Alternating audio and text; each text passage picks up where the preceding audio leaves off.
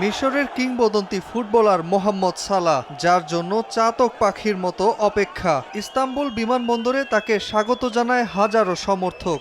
Egyptian king মাঠে প্রবেশেই উচ্ছ্বাসের ঢেউ বয়ে যায় গ্যালারি জুড়ে। শিগগিরই তুরস্কের ক্লাব ট্রাবজনস্পোরের হয়ে মাঠে নামছেন মোহাম্মদ সালাহ। তবে ভক্তদের মনে প্রশ্ন, ইংলিশ প্রিমিয়ার লিগের বনেদি ক্লাব লিভারপুল ছেড়ে হঠাৎ কেন পাড়ি জমালেন তুরস্কে? ট্রাবজনস্পোরে সালার বেতন কাঠামো, বাৎসরিক ভাতা, সুযোগ সুবিধার হিসেব শুনলে যে কারোরই চোখ উঠবে কপালে। তুরস্কের ক্লাবটিতে অনেক বড় তারকার চেয়েও বেশি বেতন পাবেন 34 বছর বয়সী এই রাইট উইঙ্গার। 2025-এ লিভারপুলের ইতিহাসে সর্বোচ্চ বেতনে চুক্তি করেন সালাহ। বাৎসরিক আয় ছিল 20 মিলিয়ন ইউরো। ট্রাবজনস্পোরে সালার সেই বেতন বেড়ে দাঁড়িয়েছে 30 মিলিয়ন ইউরো। ক্লাবটির সঙ্গে 2 বছরের চুক্তি করেছেন মিশরীয় নাম্বার 10। এ সময়ে ইমেজ রাইটস থেকেও লভ্যাংশ যাবে সালার পকেটে। লিভারপুল থেকে ফ্রি এজেন্ট হিসেবে যোগ দেয়ায় 20 মিলিয়ন ইউরো সাইনিং বোনাস পকেটে পুরেছেন। সালার এজেন্টকেও খুশি করেছে ট্রাবজনস্পোর। এজেন্ট ফি দেয়া হয়েছে 14 মিলিয়ন ইউরো।